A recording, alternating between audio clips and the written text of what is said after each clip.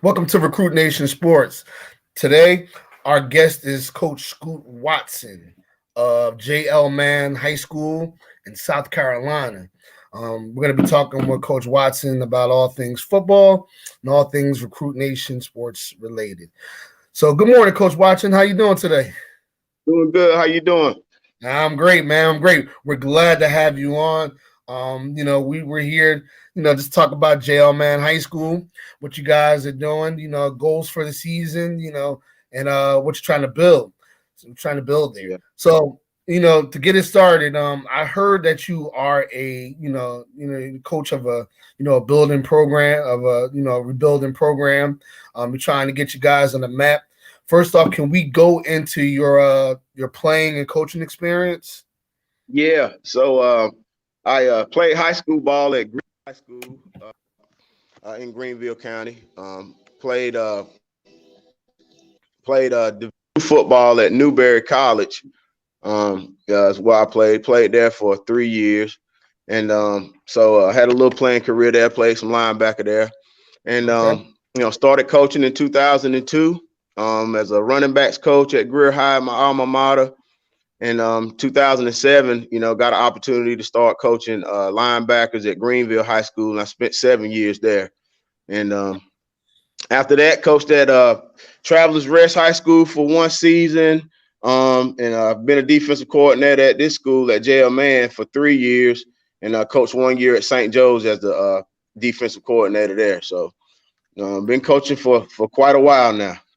Nice. So pretty extensive coaching and playing career. So there's a lot of knowledge you can from that. I guess there's a lot of knowledge that you can pass on to your kids, and Absolutely. and even some of the coaches from being Yeah. around and stuff like that. So let's just get into the team and stuff like that. So the JL man. Can you give us the how do I say this right? Can you give us the mascot of the team, logos, just everything. Just I want to know everything about JL Mann High School right now. Yeah, man. We compete in 5A. We compete in 5A. We're the Patriots, JL Mann Patriots.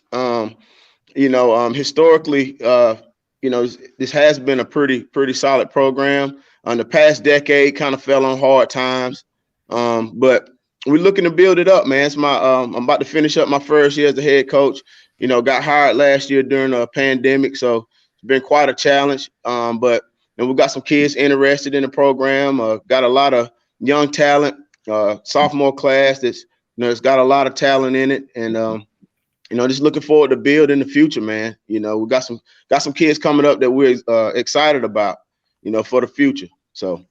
All right, cool. So can you elaborate on the challenges of a first year head coach during the pandemic? Wow. So number one, it was difficult for me because, not being in school, not being able to, wrangle up kids, and so we had to learn how to use Zoom and Google Meets, and had to put together a staff, so that was kind of difficult. So we spent a lot of time doing Google Meets, and during the week, 2 days a week, we was meeting with the kids offensively, defensively. Did Zoom parent meetings, the whole 9 yards. And for us, once we got started, we had to endure a lot of shutdowns. We get started and then get shut down because of our COVID numbers here in Greenville, and so it was definitely difficult. But again, this may sound crazy, but for us here, it helped us in a lot of ways because our numbers went up. We had kids that were out of school from March up until, school started back this year. So a lot of kids wanted to come out and play sports, because they had been shut down, in quarantine for that longer time. So, the interest went through the roof as far as our numbers. So in that sense, it helped us some, getting kids out. But it was definitely a challenge, man. It was definitely a huge challenge for us Yeah. moving forward. But Now was training affected as well? Like, like training. yeah, so we really didn't have a summer. Normally a normal summer, we with our open season rules in the summer, we can pretty much practice with helmets every day. You know, we would have 7-on-7s, obviously weightlifting and strength training, speed and conditioning. Um, but we didn't get to do any of that. You know, we right before the season started, and they had us in two phases. One phase was like phase one, where we could have 9 kids in the group. So we had uh, 9-man pods, and then we graduated to 15-man pods, to where we could actually start doing some work with the football, and throwing the ball around, um, and that gradually moved toward us being able to actually have a full-fledged practice with 100% of our guys once the season started. So it was tough. We had 2 scrimmages. Like I said, no 7-on-7s. So it was definitely difficult. Definitely difficult. So really hard to get a gauge on pretty much, what your players could do at the beginning. So it's almost like you're flying blind until you can actually see them on the field and things like Right. that. I've been talking with a lot of coaches, and they've all been correlating the same, kind of idea, same kind of thing. It's just like, the pandemic was like really hard, on player development and Right. coaching and putting together your game plan. I totally get Yeah. that. So this is Coach Creek. He just joined us. Welcome, Okay. Coach Creek. Glad to have you. How you doing, Coach?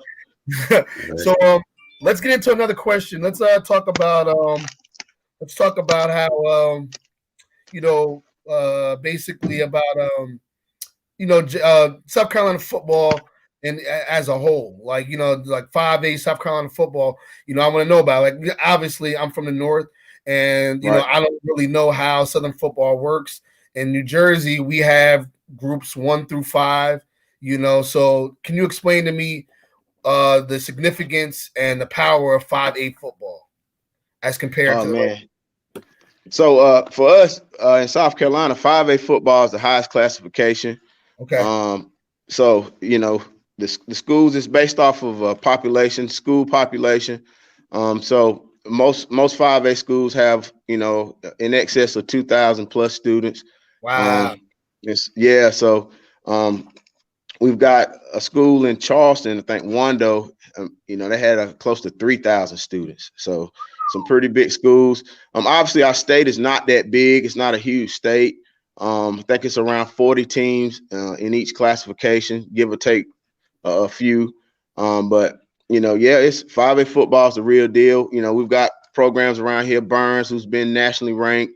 That's Marcus, Dorman, another Marcus program that's been another program's been nationally ranked. And then right now, Dutch Fork is the king of 5A. They won I think 5 straight state titles. Coach Tom Knotts down there, he was at Independence High up in Charlotte, where he won, God Almighty, 5, 4, 5, 6. I don't know. He won a ton of state titles up there, and so Dutch Fork is the king right now. That's who that's who everybody's chasing right now. And then we got in our region, in region 1, TL Hannah. That's another school, that we have to compete against in our region. And that's another school that's on the rise, a powerhouse. Yeah, I Type heard program. they had some studs out of TL Hand. I can't remember who, but they had Yeah. some. I just know the name from the recruiting world. They got some guys. They got some guys out there. But Yeah, South Carolina as a whole has some dogs anyway, man. Because absolutely. it's funny how Clemson, and South Carolina don't have to go that far to recruit. Right. Traditionally there's been some great guys out of South Carolina. I'm talking about Clowney, Stephon Right. Gilmore, his cousin Debo Samuel, Right. all those types of guys. They, and all the guys that's been going to Clemson,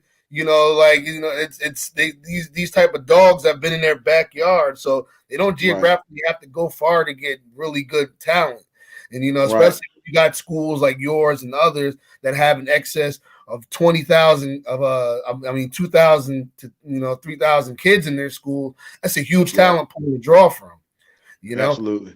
So I know Coach Creek, you just came in. Do you have any questions for Coach Watson? Well, so just about the talent that's in South Carolina, and I've actually got the opportunity to visit some of those campuses, and I love the University of South Carolina's campus. It's really nice, and great living quarters for the students and everything. And the athletic complex, for playing wise, and the living quarters for them. Last time I saw it was great. So I mean, it's a nice school, but Right. so they definitely have some nice schools down there. But Absolutely. do you find it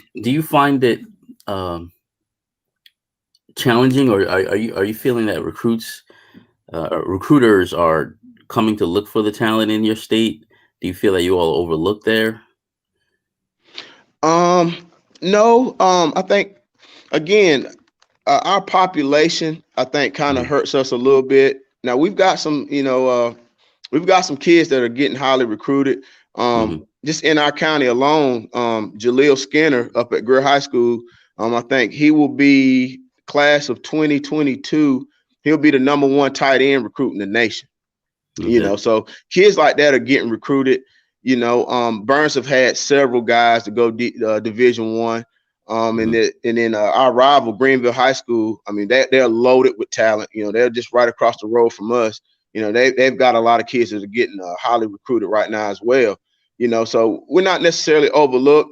The issue is with us, we're just a small state. The state's All just right. kind of small. So maybe a handful of guys are getting overlooked, but for the most part, those 3 and 4, if we have 5-star guys, they're getting noticed. A lot of those guys are getting noticed, and it doesn't hurt that football is such a big deal down here. Right. Football is the core, around here. That is our sport in our state. It's football. So that Yeah, helps I out a know. lot. Yeah, I know it is. That's why I was wondering though, being that I know football is everything down there, and it is Yeah, a small state. yeah, You run into those challenges of some kids right. getting overlooked, because I know there's Yeah. some dogs down there. So Oh, absolutely. There's some dogs, man. It's some dogs for sure. I actually looked at Jaleel Skinner's profile, and Right. like that kid is big time. Big 6'5", time. 6'5", 215. He has 23 offers right now. That's Right. huge. But let's talk about your guys. So Yeah. you told me before that you had some guys that that are probably going to be on the radar soon. So let's talk Yeah. about them. Yeah. So we've got, we're excited about 2 of our linebackers. Class of 2022 kid, Jack Williams, 6 foot, 220 pound middle linebacker. And then Jacob White, he's a class of 2023 kid. He's 6'1", 205. We've got a tight end, Jaden Sullivan, who's 6'4", around 215, that Mm, we're excited about as well. mm, Offensive lineman Trey Berry, he's another big kid, 6'2", 325. He plays center for us.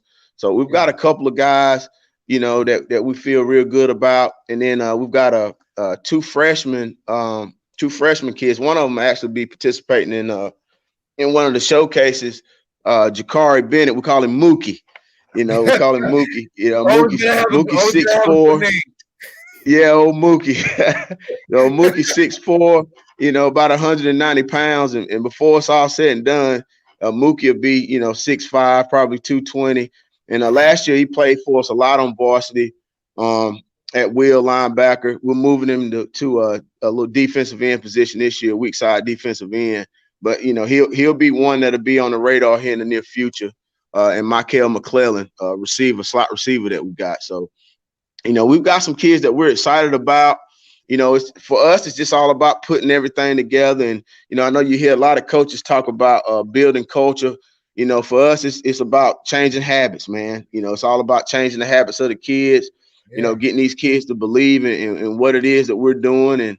And once we get them all on the same page, we're going to be fine, so excited about these boys, man. We got a few of them. I wanted to laugh, man, because there's always a Mookie on the team, man. Yeah. Yeah, we got a Mookie. On every team, you gotta have one, man. Yeah. So yeah, but man, it's crazy. I'm from what you're telling me, just the size of these guys, man. Like Right. like it's crazy, man. Like at the youth they are, at the size they are. I was having a conversation with somebody earlier on another platform, and I was telling them that you know like, there was like, D1, D1. I'm just like, do you know how elite the athletes are that go D1? I'm talking about Right. the elite level, like the elite level out of humanity that you have to be an elite D1 athlete. Like, Right. we're talking about the closest we have to modern day built superheroes. Like, literally you go into your Madden franchise and you just be like, all right, create a player. You're not starting at 5'4". You're starting you're starting you're starting at What you least trying to say? I ain't trying to say nothing, man, but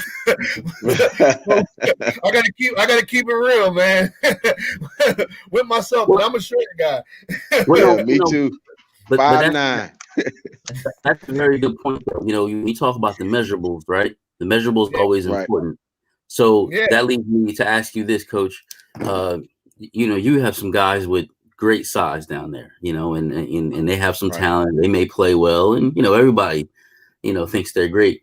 What do you say to those athletes? And I always like to ask this question. What do you say to your athletes who feel like, oh, Coach, I'm not getting the love that I expected to get? How do you talk to them, and what kind of direction do you give them? Well, number one, it starts with academics. I mean, that's number one. You don't get love if you don't have the academics in line. With a lot of these guys, they want to get recruited. They want to play football. They want to go to all the camps. But if your academics are not in line, then it doesn't matter. You can be number one at this camp. Whatever, get every letter in the world. But your academics have to be in order. Number one, and then number two, you have to live a lifestyle. Nowadays there's so many opportunities for kids with travel 7-on-7 and, the showcases like you guys are putting on and things of that nature. There's so many opportunities out there for these kids to be seen. If you're coming to the weight room, I've been fussing at kids this week about getting their butts in the weight room and training every single day. Hey, you can have all the talent in the world, but if you're not living the lifestyle, you're going to get overlooked. Because at the end of the day, these coaches, they're going to ask us head coaches, and we have to be honest with them when they ask us about these kids, and so that's the main thing. Number one, academics. Number two, live the lifestyle. If you say you're a big time football player, prove it through your work ethic. Get in there and train, do the small things right, and then, everything will fall in line after that, so.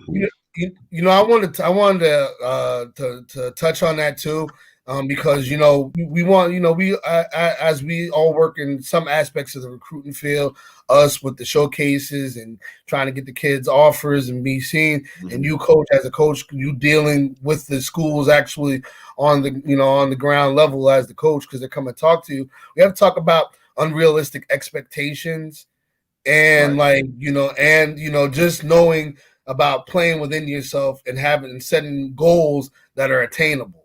You know what I'm saying? Because we like to tell everybody that not every kid is D1, but there's nothing wrong with playing D2, D3, and NAIA football. Absolutely. They're all opportunities. They're all opportunities to play, at the next level. And hell, everybody that gets to D1 doesn't even play on the team. So, so they may get the scholarship and they may get all the fancy sweatpants and sneakers and all that stuff. Right. Well, what good is it if you never see the field? You can, absolutely. And you've been a practice guy, practice All-American for 4 years. Mm-hmm. And you get a degree, but if you really love the game, what's the point of getting the scholarship if you never play? Absolutely. And then you see a lot of these guys who were D1 guys transferring to lower levels because they know they can play. Right. So, yeah, that's a great point. I mean, for us this year, I mean, it's crazy you said that. We had two of our better players this year ended up signing with Union College, NAIA school up in Kentucky, and they got full rides. We had a D lineman, he got a academic scholarship. He's a preferred walk-on at Catawba, which is a Division II school. And look, those kids, two of those three kids, their dream was to be Division I football players, but that didn't happen, But fortunately for those guys, again, their academics were in line. That's number one. They were great football players, great attitudes, and they bloom where they're gonna bloom where they're planted, And our running back, Samaj Johnson, who signed with a Union College, he rushed for 600 plus yards in 5 games. We only played 8 games. He was hurt for 3, and he had a heck of a year. He had a heck of a year. He only got to start really one full season, which was this year. And he made the most out of his opportunity, and he'll get an opportunity to play at Union College. And the same thing for Robert Dorsey, who was our defensive end this past year. It's kind of undersized, around 6 foot, 6'1", 215, had a heck of a year, all region player. Again, academics were in line, got an opportunity to, get his education paid for and get an opportunity to play college football, and that's what we tell these kids, we got, you got a guy that's 5'5", he may rush for 1,000 yards, 1,500 yards, but, hey, D1's probably not going to be your destination. It's probably not going to be your destination. And, a lot of times you got a lot of these kids are aligned with people that don't tell them the truth. The kids don't know what to expect as it relates to the recruiting process. And a lot of them think that, hey, just because I put up big numbers, I'm definitely going to go D1. And that's just not how it works.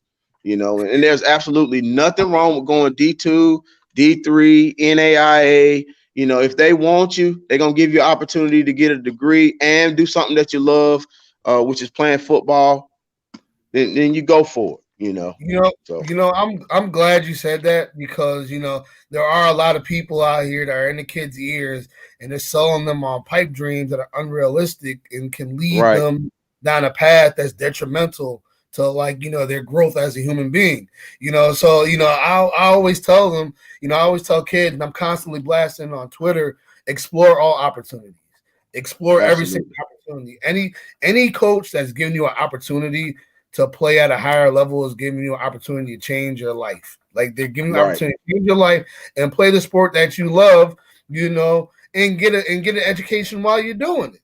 So, it's crazy. People are, and, even with, going on right now with the COVID situation, there are less offers getting put out there. And this is coming. This is not coming from just D1 coaches. This is coming from D2 and D3 coaches. They're just like, listen, absolutely. Like, you can't even lollygag on what we would call lower level offers, because I've seen coaches that look like, listen, we're done for 2021. We're focusing on 2022 now. This is coming from D3 coaches. Yeah.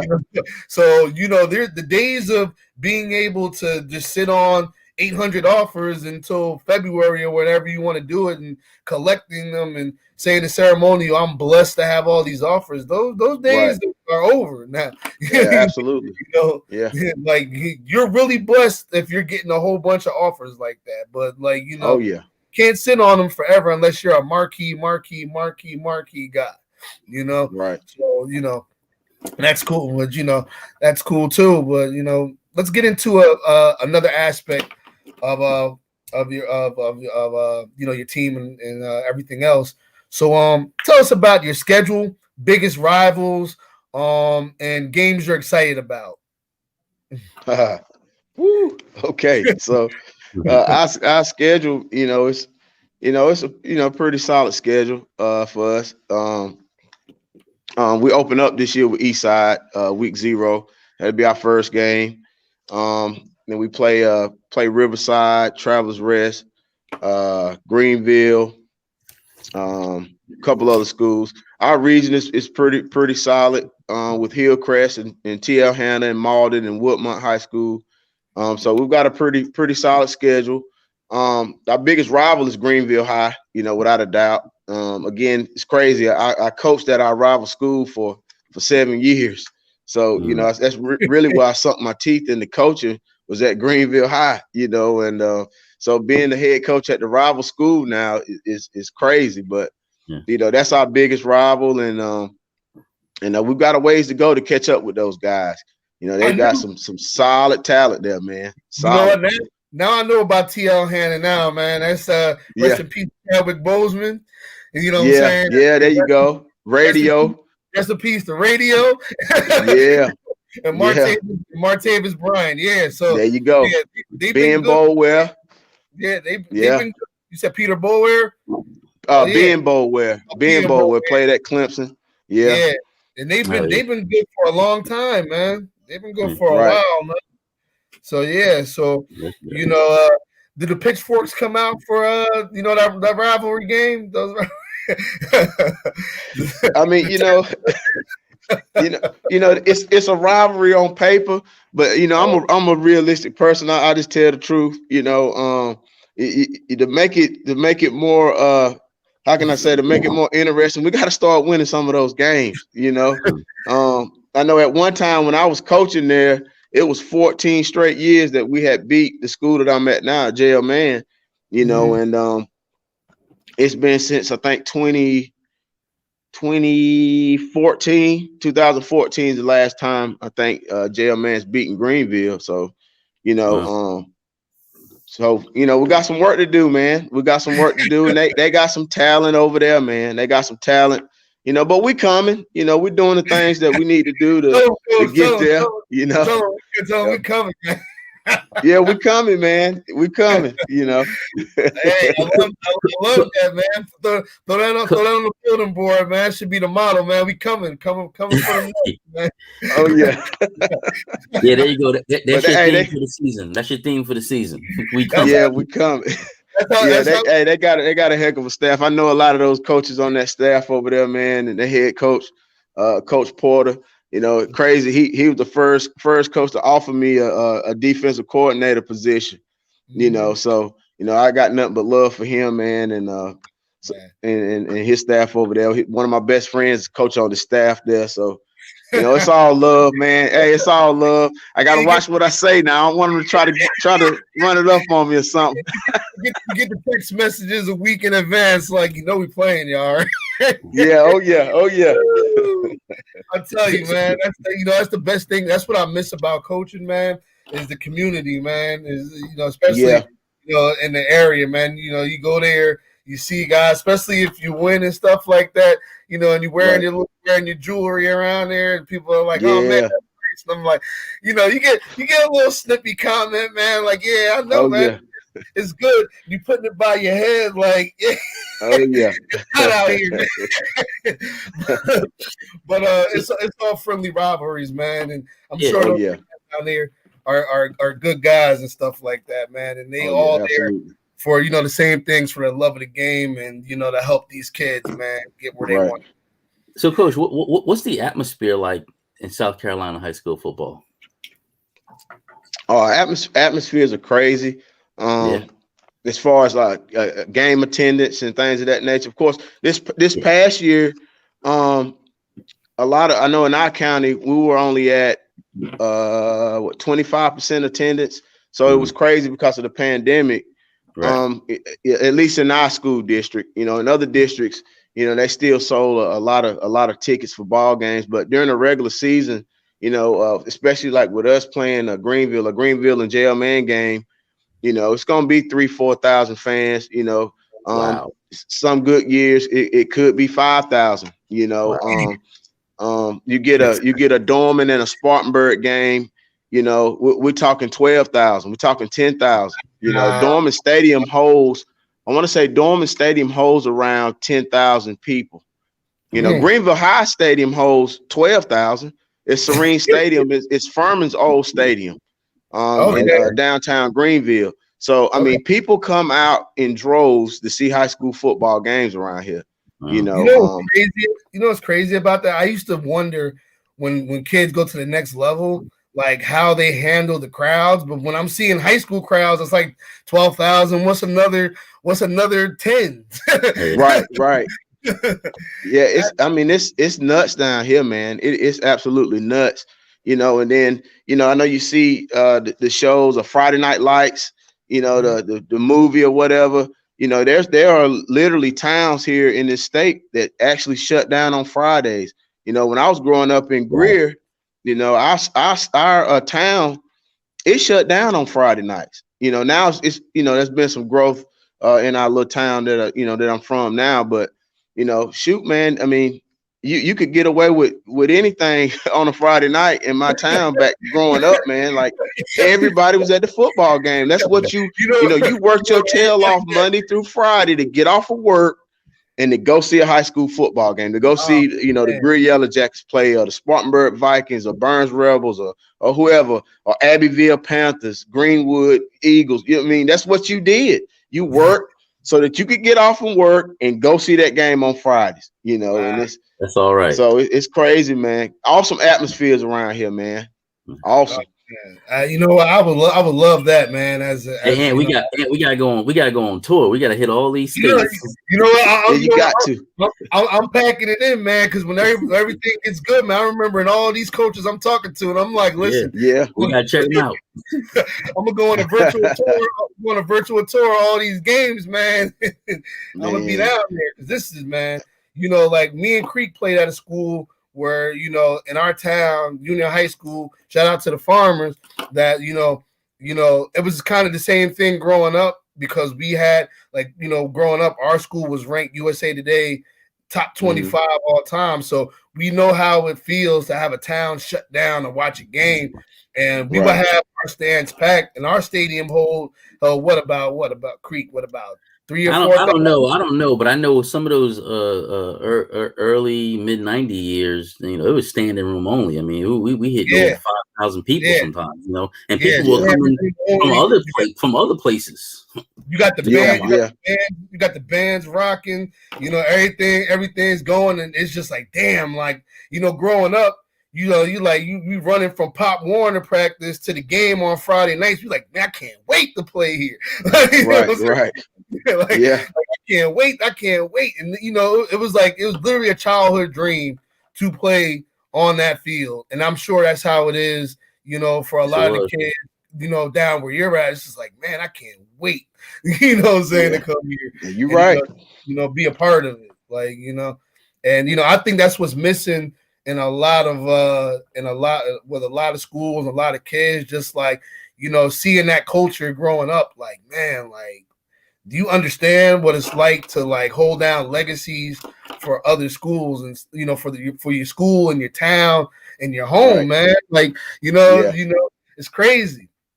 Yeah. So, let's, get into, another part of our conversation. We talk about our upcoming showcase. Okay. So can you tell us where it's going to be held at, Coach, and just the place of where it's going to be held at? It's at it'll be in Boiling Springs. I forgot the name of the location. But it'll be in Boiling Springs, March 20th. So yeah, should be a pretty good showcase there. It's gonna be some good football weather down there this weekend. 60 degrees. You go out there. It's good weather. Get out there and show yourself off. Yeah, it's 60 degrees one day and 30 the next. Yeah. Well, it's gonna be 60 on the 20th. Yeah, it's crazy. Listen, man, we are super excited to be down there. So, can you just elaborate on how I guess, like, what are your thoughts about recruiting services as a whole, and like recruiting services such as ours and showcases such as ours? Do you find them as a net benefit to the student athlete in terms of the ones that aren't getting highly recruited? Do you see those as a help to them? Absolutely. I mean, any opportunity a kid has to, to get out in front of some college coaches and, to showcase their abilities, I think it's huge, especially like we talked about earlier, especially for, kids that maybe have been overlooked, maybe some kids that are even, graduating this year that are, still holding out hope and still have that dream to want to play at the next level, getting that opportunity to showcase their abilities, is huge, and these recruiting services do a great job, especially, you guys, doing a great job of giving kids an opportunity, and, like you said, every kid's not a D1 kid, but that doesn't mean that these kids can't play at the next level. And any opportunity they can get, to showcase their abilities, that's huge. That's huge. Yeah, I would think, that's awesome, because we're giving, kids a platform to be seen and be seen on the next level, which I think is pretty awesome. So in closing, Coach, do you have anything else you want to say about JL Man High School or football? I got one question to ask you, and I All know you're a right. South Carolina guy, so you know what I'm getting ready to ask. Are you the Okay. Paw or are you the Gamecock, or are you neither? I'm the paw all day, man. I'm a Clemson Tiger all day long. All day long.